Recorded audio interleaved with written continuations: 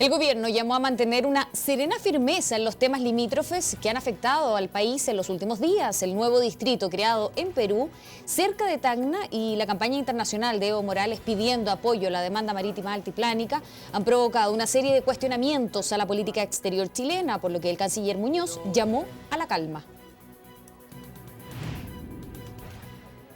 El director del Registro Civil informó que se mantendrá el valor del pasaporte por una semana más, con lo cual los usuarios podrán obtener el documento al mismo precio que tenían antes de la movilización de 39 días. A pesar de haber sido despedido por su participación en el escándalo de la colusión del cartel del papel higiénico, el ex ejecutivo de la CMPC, Jorge Morel, tuvo una despedida que incluyó discursos y también grandes aplausos. Jorge Sampaoli cuenta con el plantel completo para jugar contra la selección de Colombia. Ya se integraron hoy día a las prácticas todos los jugadores que faltaban.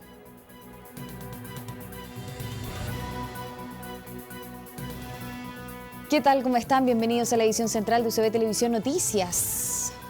Comenzamos con serena firmeza. Eso fue lo que pidió el gobierno tras la primera reunión pública por la situación limítrofe con Perú, que encabeza la presidenta Michelle Bachelet. En este contexto, el senador Alejandro Navarro pidió suspender el ejercicio militar Huracán 2015, comentarios por los que le llegó un llamado de atención del ministro del Interior. No fue una reunión publicitada, pero a primera hora, por los pasillos del segundo piso de La Moneda, se dejaron ver los ministros del Interior, de Relaciones Exteriores y de Defensa. En medio de la tensión con Perú, la razón de la presencia de estos secretarios de Estado era evidente. Hacemos un llamado a la tranquilidad, a la serena firmeza, como nos ha instruido la Presidenta de la República, porque nuestra integridad territorial será salvaguardada como corresponde. Primera señal pública de la presidenta respecto al conflicto, que surgió luego que el Congreso peruano aprobara la creación del distrito La Yarada-Los Palos, que incluye un triángulo terrestre al norte de Arica, que Chile considera propio. Pese a las sucesivas notas diplomáticas, el presidente peruano Ollanta Humala promulgó este sábado la ley que crea este equivalente a una comuna. En medio de esta tensión, nuestras Fuerzas Armadas desarrollan esta semana cerca de Iquique el ejercicio Huracán 2015, un despliegue militar que se realiza todos los años y que fue criticado por el senador Alejandro Navarro, quien acusó que el gobierno está entregando respuestas militares y no políticas. Lo que vamos a tener en materia internacional es un ejercicio militar que estaba preparado con mucha anterioridad, pero las cosas no son como son, sino como parece que son. Y en el mundo esto va a parecer más bien un movimiento táctico de carácter militar. El senador Navarro a veces parece estar más cerca de las opiniones del gobierno boliviano que del gobierno del que él parte. Y ahora pide suspender un ejercicio que es necesario, que es histórico y que es indispensable para el país. Basta ya. Al llamado de atención a Navarro también se sumaron desde el Parlamento. En momento en que el país está recibiendo agresiones verbales, permanentes, provocaciones de parte de algunos vecinos, que la ciudadanía juzgue su comportamiento. Yo le preguntaría a ese senador si él es chileno y defiende los intereses chilenos o defiende a Bolivia, Venezuela y al Perú. Operación Huracán que provoca críticas no solo desde Perú, sino también en Bolivia. Su vicepresidente Álvaro García Linera señaló que estas maniobras militares son la desesperación de un gobierno internacionalmente aislado. Este viernes, en el cierre de los ejercicios, se espera la presencia de la presidenta Michelle Bachelet. Se lo anunciábamos en titulares, el Registro Civil aplicó 2 inéditas medidas para intentar controlar las secuelas del paro de 39 días. El pasaporte mantendrá el costo y la obtención de la clave se podrá conseguir también en las municipalidades. Pese a que aparentemente se volvió a la normalidad y se solucionó el tema del bono, los funcionarios insisten en solicitar el respaldo internacional tras los tensos momentos que vivieron con el Ejecutivo. Duplicar el valor, yo creo que es un abuso. Yo no sé quién le pone el cascabel al gato en esta cuestión, pues aquí eso es lo que quieren. Se va a mantener hasta 5 días hábiles después que entren en normal funcionamiento todas las oficinas de registro civil. Lo mínimo que pueden hacer. Los trabajadores volvieron a sus funciones, pero los que solicitaron el pasaporte no estaban tan tranquilos. El tiempo para ellos corría. Igual caro nomás el pasaporte, pero hay que sacarlo ahora para que no sea más caro después. En una semana creo que va a subir. Pero eso no va a ocurrir. Al menos en 10 días hábiles se determinó suspender el alza en la tarifa del pasaporte.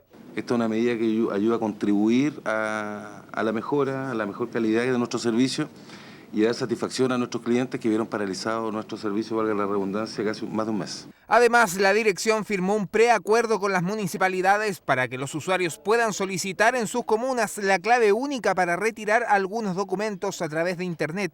Se espera que esto se inicie antes del término de este año. La mayoría de las municipalidades tenemos una ventanilla única y allí en la ventanilla única vamos a tener la disponibilidad de un funcionario a lo menos que va a entregar esta información. Terminó el paro de 39 días, pero los funcionarios del servicio, la ANEF y organizaciones de empleados públicos de Argentina, Colombia y Uruguay interpusieron un recurso contra el Estado, por lo que a su juicio fueron prácticas antisindicales mientras se mantuvo el conflicto. Queremos que esto no vuelva a repetirse y que el Estado chileno respete los derechos internacionales que han sido ratificados por el país. Esto no ha terminado.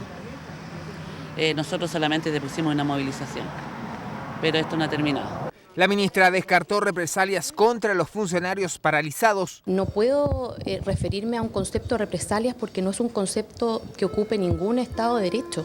El gobierno no utiliza ni represalias ninguna cosa de esa naturaleza. Otro punto más que se suma a las auditorías que van por un carril aparte. Para los usuarios, el servicio no descartó que dentro de esta semana vuelva a la normalidad el sistema. Entre aplausos, habría dejado su cargo el año 2014 el ex gerente general de CMPC, Jorge Morel, sindicado como uno de los artífices del caso de colusión del papel higiénico. La versión se contradice con lo informado por la empresa, que señalaron que fueron ellos quienes le pidieron la salida al Ejecutivo. Trabajó por más de 2 décadas en la papelera y por al menos 10 habría sido uno de los principales responsables del caso de colusión del papel higiénico, pese a que la salida de Jorge Morel de CMPC se produjo luego que la empresa supiera que estaba siendo investigada. Según La Tercera, que accedió al acta del directorio, el exgerente general habría renunciado en medio de señales de aprecio. El directorio acuerda la renuncia del señor Morel y deja expresa constancia de su reconocimiento y agradecimiento por la labor desarrollada durante 26 años. Reconocimiento a Morel, que se contradice con los antecedentes entregados por CMPC a la Superintendencia de Valores y Seguros, donde se señala que, conocida la colusión y solicitada la delación compensada, se pidió la renuncia inmediata a Morel. Esta situación contradice y desmiente realmente, desde mi punto de vista, lo que ha afirmado el dueño de esta empresa en torno a que no tendría conocimiento de lo que ocurre. Por ahora, el presidente de CMPC, Eliodoro Mate, ha negado conocer la colusión mientras se produjo y traspasa la responsabilidad a sus ejecutivos. Lo que corresponde entonces es que nosotros fortalezcamos la institucionalidad que nos permita que aquellas personas que han participado en estos actos de colusión vayan a la cárcel. Legislación que este martes tuvo un avance porque el proyecto de ley anticolusión fue aprobado por la Comisión de Constitución de la Cámara. La iniciativa contempla penas de entre 5 y 10 años de cárcel y multas por el doble del beneficio obtenido por el cartel. Nos vamos de inmediato cuando son las 19:38 hasta el Congreso Nacional porque hace pocos minutos se votó la votación de la Comisión Mixta por el presupuesto de salud. Marcela Guajardo tiene todos los antecedentes, sí, fue aprobado o rechazada finalmente. ¿Cómo estás, Marce? Hola, ¿cómo estás, Ángeles? Por 14 votos contra 11 se rechazó específicamente la glosa de inversiones dentro de este presupuesto de la salud, que sabemos se relaciona específicamente con el tema de los hospitales, que recordemos ya había generado a cierta polémica en los últimos días, sobre todo de parte de incluso parlamentarios de la nueva mayoría que habían rechazado de manera enérgica esta decisión del Ministerio de Salud y también del Ministerio de Hacienda de bajar la cantidad de presupuesto y la cantidad de hospitales que se van a construir. Si bien se mantiene relativamente la cifra que había prometido la presidenta Bachelet. Muchos de estos hospitales van a lamentablemente a ser construidos de manera diferida, no dentro de los plazos que se habían propuesto debido, sabemos ya, a este recorte presupuestario que se está generando acá dentro y debatiéndose acá en el Congreso y que ha generado bastante molestia entre los diputados. Como te contaba, 14-11 rechazado la glosa de inversiones. Pasemos ahora a escuchar las palabras de los parlamentarios que están participando de esta comisión mixta y también del ministro de Hacienda, quien hizo sí una buena noticia para la gente de la región de Coquimbo, donde sí efectivamente se va a construir un CDT, un hospital para La Serena. Escuchemos. La señal política que se está dando es que la gran inversión en infraestructura hospitalaria queda trasladada al próximo gobierno. Me duele decirlo, no era el compromiso original. Hacienda no ha invertido un peso más en colocar acelerador a la promesa que hizo la presidenta. Renovación Nacional vamos a votar en contra de esta partida de presupuesto porque creemos que aquí ha habido fallas no solo desde el punto de vista presupuestario, sino que la ejecución del presupuesto para la construcción de infraestructura a septiembre de este año solo había ejecutado el 28% de los recursos. O sea, estamos hablando claramente de una mala gestión. Decidieron también poner parte de los recursos que se requieren a partir de los fondos propios que tiene la región a través del FNR y otros dineros. Y esto hace posible, por lo tanto, que las platas que vienen del gobierno central, sumadas a estas otras, nos permiten hoy día ya hacer este decreto que identifica este proyecto que puede comenzar. Así que les quiero agradecer a todos los parlamentarios por los esfuerzos.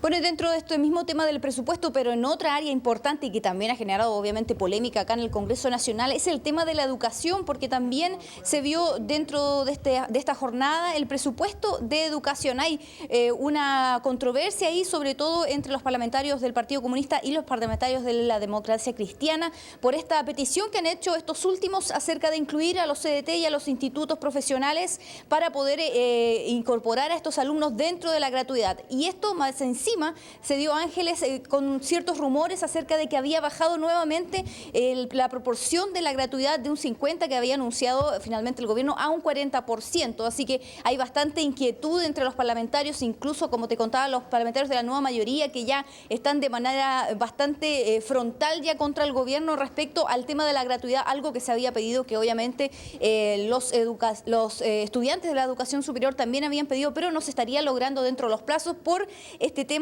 de este recorte presupuestario. Escuchemos las declaraciones.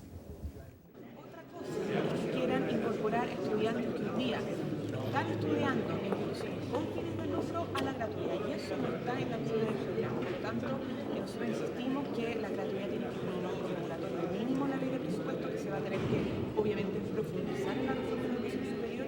Tal como está planteado, esta glosa discrimina sobre todo a los estudiantes más pobres, y por eso que nadie se confunda, la Democracia Cristiana está a favor de la gratuidad porque estamos convencidos de que rompe las barreras de desigualdad, pero tal como está planteada excluye a los estudiantes más vulnerables.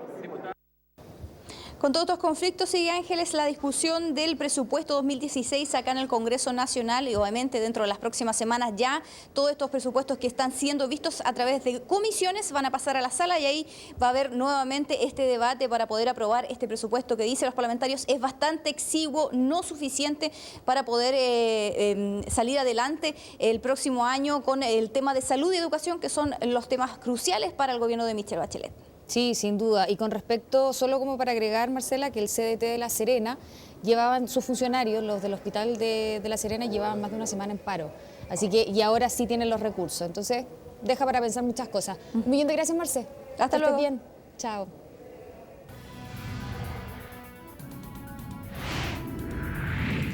En instantes, la presidenta de la República realizó una visita inspectiva a las futuras instalaciones de las estaciones 3 y 6 del metro, que entrarán en operación el 2018. Esto y más al regreso, no se vaya.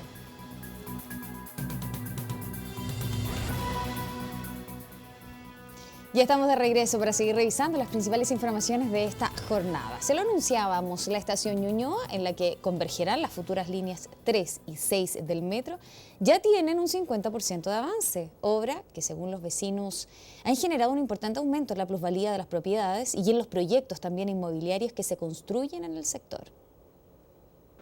Sonia vive hace 40 años en la comuna de Ñuñoa, muy cerca de la intersección de Pedro de Valdivia con Irarrázaval, donde se construye una de las estaciones de las futuras líneas 3 y 6 del metro.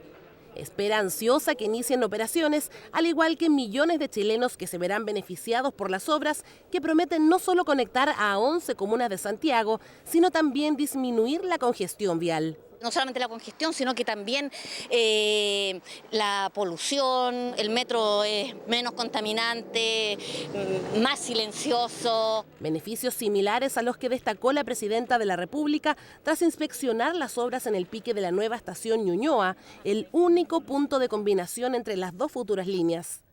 La 6 llegará desde Cerrillos a Providencia, la 3 desde Quilicura a La Reina. Sin duda que va a significar, hemos estado viendo también las imágenes, una mejora muy importante en la calidad de vida de muchísimas familias. Yo en el futuro voy a ser una usuaria de esta línea realmente, de la línea 3, así que me parece estupendo. Cerca de 1.600 millones de personas se verían beneficiadas por las nuevas líneas que prometen reducir considerablemente los tiempos de viaje. Así, llegar desde esta intersección hasta Plaza de Armas demoraría solo 10 minutos y no los 30 que toma actualmente.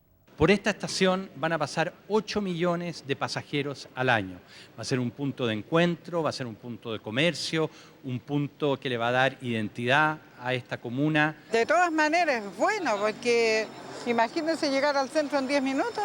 Hace falta por aquí, por Irarrázaval, un metro. Las futuras líneas del metro han tenido también un enorme impacto en los precios de las propiedades del sector, así como en el desarrollo de proyectos inmobiliarios.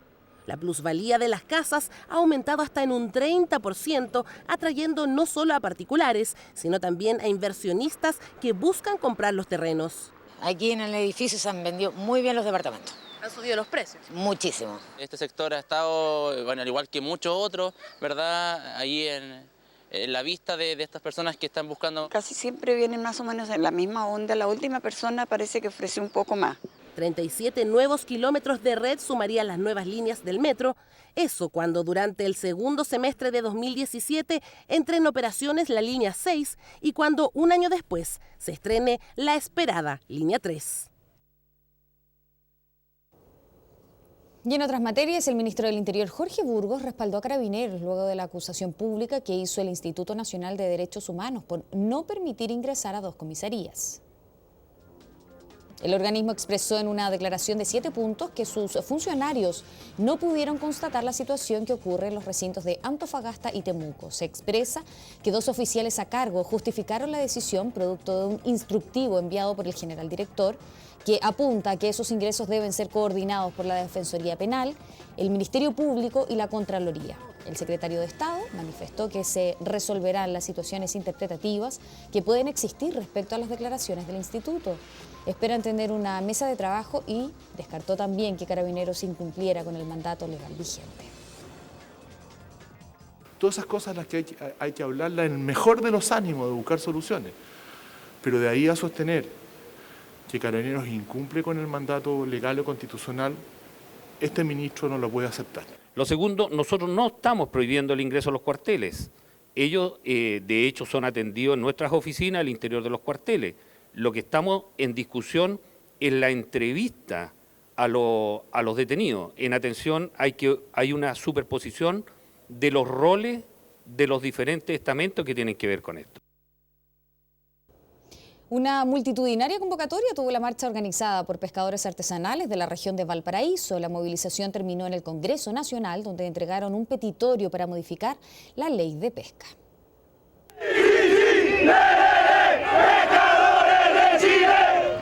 Marcharon por la principal arteria que une Viña del Mar con Valparaíso, Avenida España. Fueron unos 2.000 asistentes que unidos recorrieron cerca de 3 horas hasta llegar a su destino.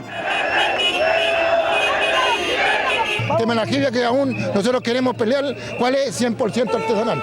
no queremos más la industria, ya que este recurso se podría decir, en un estado semisano nomás, se podría decir.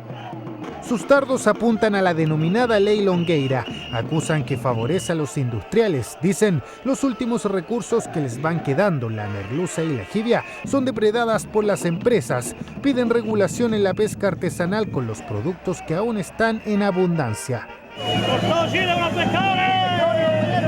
Estamos cansados de la poca respuesta de las autoridades, por eso decidimos organizar además caleta y salir a marchar. Que la ley de pesca, así como otros cuerpos legales, no responden a la consigna de definición legal que da el Código Civil. Denominan como una crisis lo que ocurre en el sector pesquero. Aseguran que el 60% del recurso pertenece a los industriales. Cuando los dirigentes llegaron al Congreso, le entregaron el petitorio a los parlamentarios de la Comisión de Pesca. Es el único recurso que está quedando hoy día para poder subsistir. Eso tiene que tenerlo claro, presidenta, diputado. En la Comisión del Senado de Pesca hemos presentado un proyecto para cambiar profundamente la ley de pesca. Seguramente mañana en la comisión vamos a analizar y vamos a buscar una fórmula que favorezca a todos los pescadores artesanales.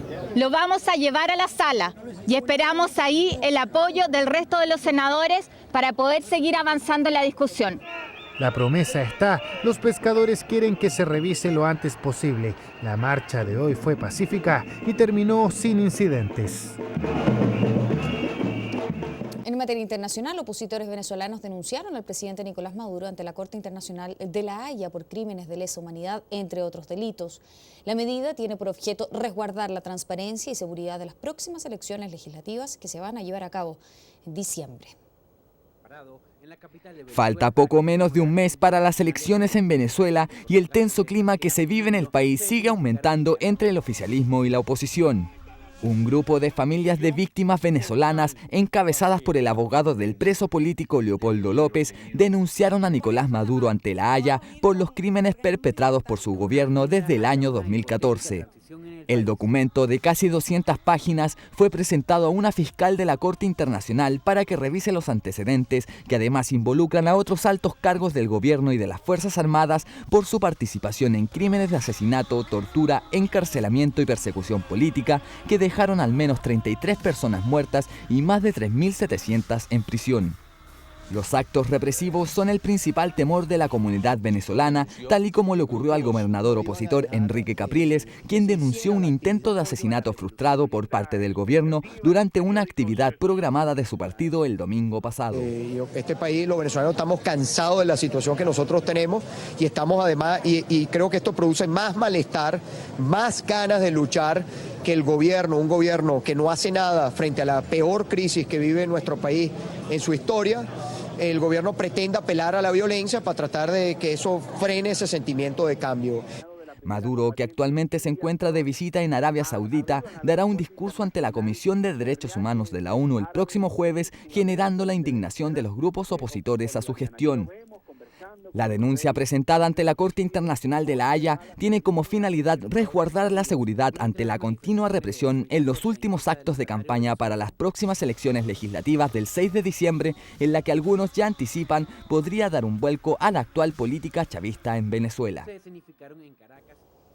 El diputado Guillermo Ceroni calificó como un ataque deleznable la publicación del contenido de un chat de carácter privado que intercambió durante la votación de un proyecto de ley en el Congreso.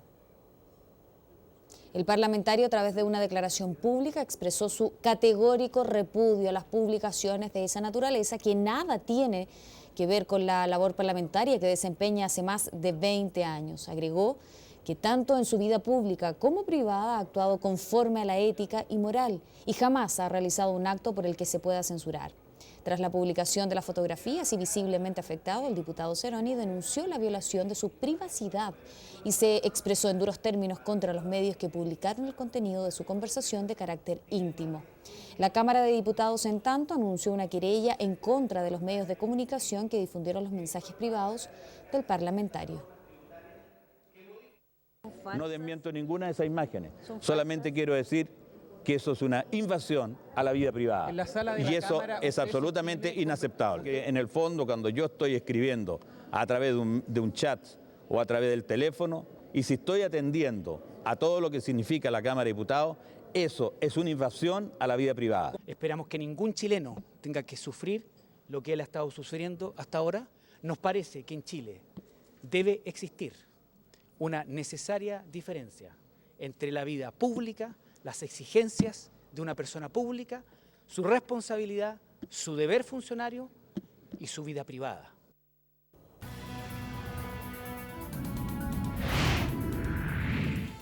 En instantes, las declaraciones y el entrenamiento de los jugadores de La Roja que este jueves se enfrentan al seleccionado colombiano. No se vaya, ya volvemos.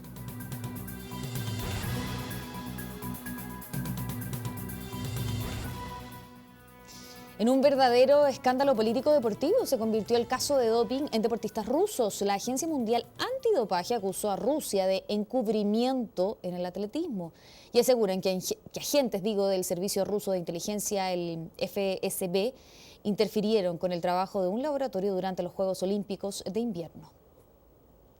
El informe acusa a Rusia de implementar un vasto programa de dopaje bajo el alero del Estado. Se pone en duda así el rendimiento de los deportistas, por lo que no se descarta su suspensión en las competencias de atletismo de los Juegos Olímpicos del año próximo en Río de Janeiro.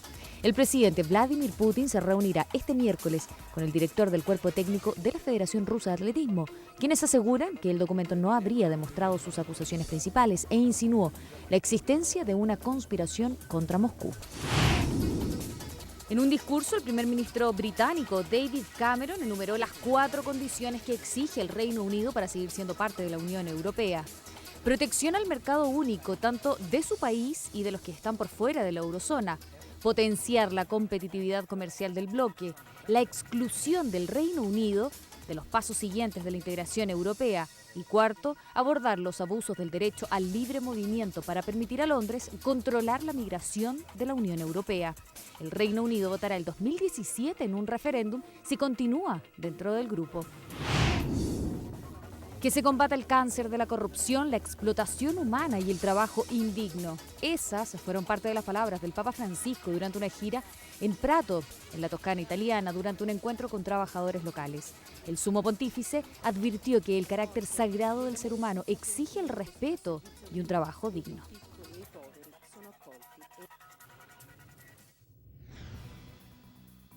Presentamos Deportes en UCB Televisión Noticias.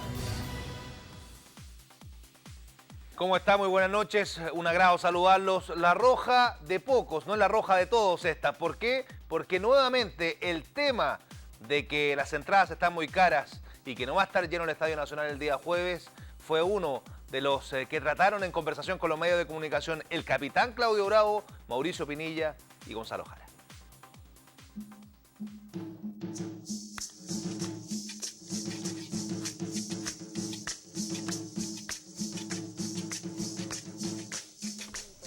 Apenas llegó a la conferencia de prensa se robó todas las miradas. Periodista colombiana dedicada al deporte y por estos días a seguir a su selección. Habló de todo y con todos mientras esperaba a los convocados de Sampaoli. Me reí mucho con ellos, he compartido mucho y me he dado cuenta que no hay tantas mujeres en el periodismo deportivo aquí y que por eso he causado sensación, lo cual me alegra mucho. Gonzalo Jara, Claudio Bravo y Mauricio Pinilla fueron los encargados de abrir los fuegos con la prensa. Diálogo de cara al encuentro con el seleccionado cafetero. El más entusiasmado, el retornado delantero del Atalanta. Siempre es un placer poder venir a la selección y poder defender a Chile. Y bien, vengo con muchos minutos, he sumado muchos minutos, he jugado casi todos los partidos, casi todos los últimos partidos, 90 minutos y físicamente me encuentro muy bien. Un encuentro difícil, si bien los números favorecen a La Roja, los nacionales no le ganan a Colombia desde el año 2009. 6 años de sequía que pretenden terminar este jueves y ojalá a estadio lleno, pero se ve difícil. Creo que nosotros ante el hincha, creo que nos sacamos el sombrero por el gran esfuerzo económico que hace para ver nuestros partidos. La polémica por el valor de las entradas continúa, ya lo criticó Jorge Sampaoli y Gary Medel. Ahora el capitán Claudio Bravo. Y claro, lo tenemos todo sumamente claro. Nosotros siempre que queremos jugar por Chile queremos un estadio a reventar, queremos un estadio al máximo de sus capacidades. Claro, si las entradas valen fortuna, jamás vamos a tener un estadio lleno. Aún quedan entradas por vender. En otro tema extrafutbolístico, el recibimiento que tendrá Gonzalo Jara en Uruguay volvió a ser interés de todo, polémica que persigue al defensa, quien ya cerró el tema. Para mí, que me lo vuelvan a repetir, creo que es un tema cerrado, más allá de lo que el público, la gente o el periodismo o la televisión lo que pueda hablar, creo que nosotros somos anexos a eso. Plantel completo en Juan Pinto Durán se integraron Sánchez, Isla y Fernández. Todos se entrenaron concentrados en Colombia. De lado quedaron las versiones que hablan de una rivalidad entre el Niño Maravilla y el Rey Arturo. Tener jugadores en esta generación con esta mentalidad ganadora y competitiva, la verdad que a nosotros nos ayuda y no nos genera un conflicto en absoluto. No tenemos para qué ser todos amigos, pero sí nos necesitamos entre todos. Trabajo duro para el plantel, que deberá probar distintos esquemas ante la ausencia de Marcelo Díaz, uno de los principales dolores de cabeza de Sampaoli, ya que sin él en cancha, el casildense nunca ha ganado. Es verdad, es difícil reemplazar a Marcelo Díaz, pero parece que Francisco Silva se quedaría con ese puesto.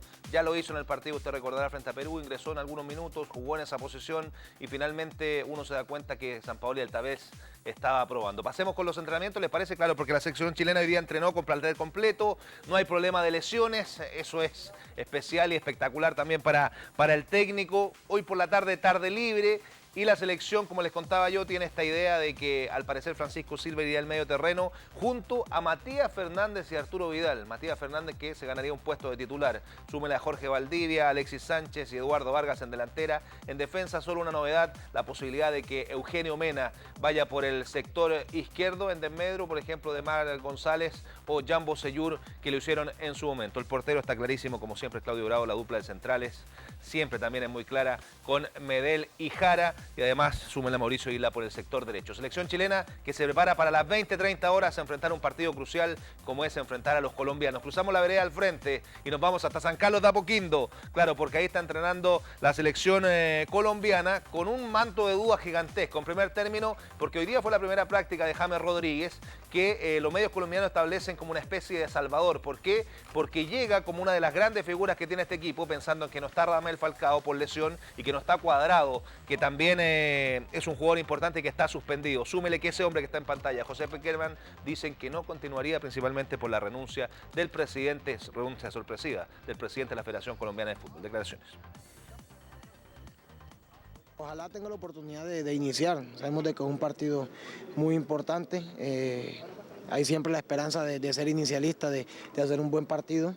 Y obviamente de que nuestro equipo, nuestra selección gane. Hay que tener mucho cuidado con Eduardo Vargas, sobre todo con Alexis Sánchez, eso del frente de ataque, que la verdad son jugadores que son letales y ahí es donde más cuidado tiene que tener Colombia. Nosotros por el otro lado venimos con un poco de ruido con el tema de la renuncia del presidente de la federación, un equipo que no anda muy bien y que viene de ser goleado contra Uruguay.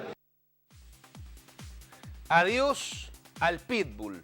No se asuste, si no es que Gary Medel no vaya a jugar el día jueves, sino que en Italia están hablando, diciendo de que ya no le llaman Pitbull, como lo conocemos nosotros, sino que sabe cuál es el apodo que le pone la prensa italiana, Iron Man, principalmente porque pierde poco y nunca descansa. Gary Medel sigue teniendo una temporada de ensueño en un equipo grande como es el Inter de Milán, está puntero su club y además él es uno de los jugadores importantes, desempeñándose como volante de contención en algunas ocasiones y también como central, a pesar de su estatura y que en Europa normalmente los jugadores que juegan en esa posición son jugadores muy altos, pero nosotros sabemos lo que rinde Medel y esto ha ido entusiasmando a los tifosis del cuadro del Inter de Milán y también a la prensa italiana.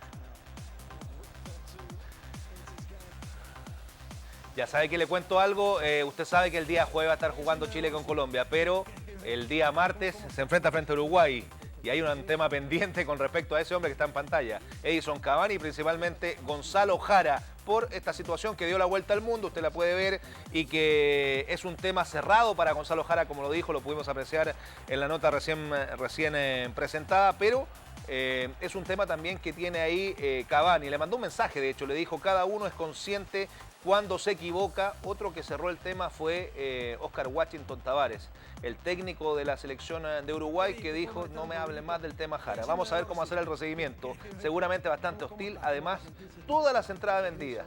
en el Estadio Centenario para que Uruguay el día martes 17 esté recibiendo a las 8 de nuestro país a la selección campeona de América, la selección chilena.